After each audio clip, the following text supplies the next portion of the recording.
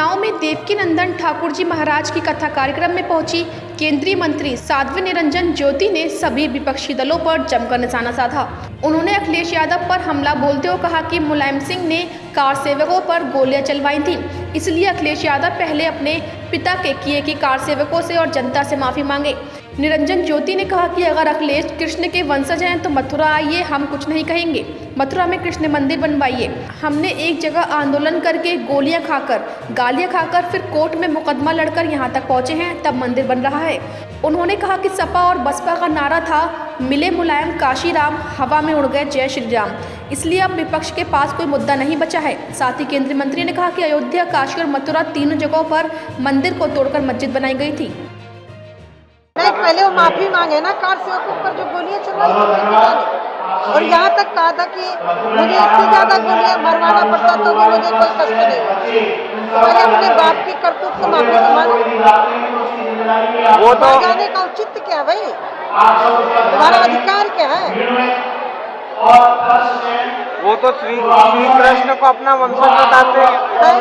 श्री कृष्ण को अखिलेश अपना वंशज बताते हैं। अरे वंशज है तो फिर आइए मथुरा में भव्य मंदिर बनवाइए।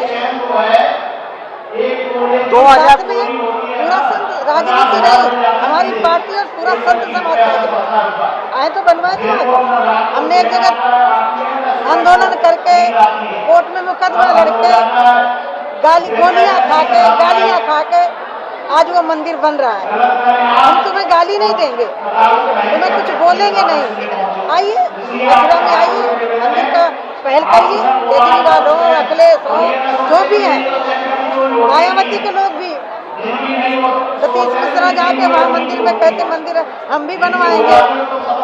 जब भूल गए मिले मुलायम काशी राम, हवा में उड़ गए जय श्री राम, ये मेरा नारा नहीं है, ये सपा बसपा जब मिली थी तब उनका नारा है। हमारे लिए तो राम थे नहीं। वहीं केंद्रीय मंत्री साध्वी निरंजन ज्योति ने प्रियंका गांधी पर हमला बोलते हुए कहा कि अगर वो महिलाओं की हितैषी हैं तो राजस्थान की महिलाओं को न्याय दिलवाएं।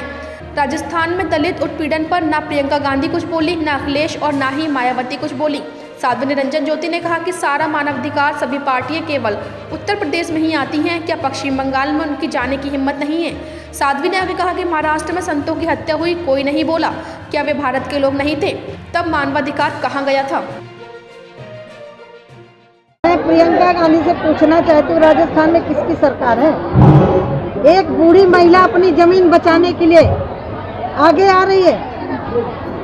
मैं बेटी हूँ, लड़ सकती हूँ बोला।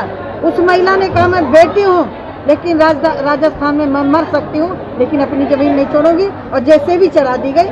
यदि प्रियंका गांधी महिलाओं की इतनी हिमायती हैं तो पहले राजस्थान की महिला के जिसके ऊपर जैसे भी चढ़ाएगी उसके साथ न्याय दिलाए।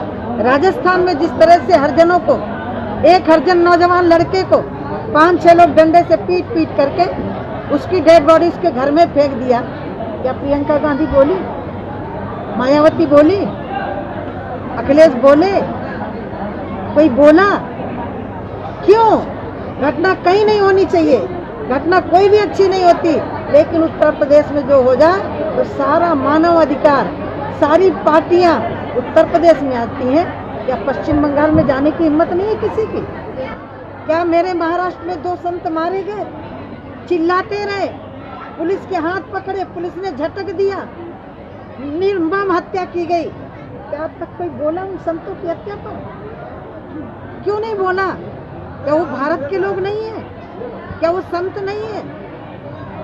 मुझे आज भी पीड़ा होती है, बारे मेरे देश के लोगों, संत की निर्मम हत्या 500 लोगों के बीच में घेर करके मारा जाए मन्नू की तरह, तुम चुप हो? तब मानव अधिकार कहाँ गया? तब प्रियंका राहुल, ये जितने भी अपने को सेकुलर बोलते हैं, कहाँ गए?